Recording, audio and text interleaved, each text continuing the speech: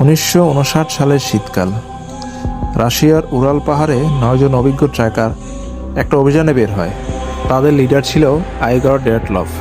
তার নাম থেকে এই ঘটনার নাম করা হয় ড্যাটলভ পাস ইনসিডেন্ট। শুরুটা ছিল একদম স্বাভাবিক। তারা বরফে ঢাকা পাহাড়ে ক্যাম্প করে, সব কিছু ঠিকঠাক ছিল, কোনো বিপদের লক্ষণ ছিল না। তারপর যা ঘটল, এক রাতে হঠাৎ কিছু একটা হয়। তদন্তে দেখা যায় তাদের তাঁবু ভেতর থেকে কাটা ছিল। তারা জুতা জামা ছাড়া বরফের মধ্যে দৌড়ে পালায়। বাইরে কিন্তু তাপমাত্রা ছিল -30°C। কয়েকদিন পরে তাদের লাশ পাওয়া যায়, কিন্তু অদ্ভুত কিছু জিনিস ছিল। কারো হাড় ভেঙে গিয়েছিল, একজনের তো জিহ্বাই ছিল না।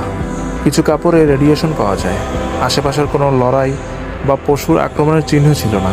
তাহলে আসলে কি হয়েছিল? বর্তমানে বিজ্ঞানীরা মনে করেন ছোট ধরনের অ্যাভালেন্স, এক্সট্রিম কোল্ড ও প্যানিক, এই তিনটার কম্বিনেশনই তাদের মৃত্যু ঘটায়। আজও এই ঘটনার পুরোপুরি ক্লিয়ার কোনো তথ্য পাওয়া যায়নি। সবচেয়ে বড় প্রশ্ন, তারা এমন কি দেখেছিল যার ভয়ে তাঁবু কেটে পালাতে বাধ্য হয়েছিল? বন্ধুরা, তোমাদের কি মনে হয়? অবশ্যই কমেন্ট করে জানাবে।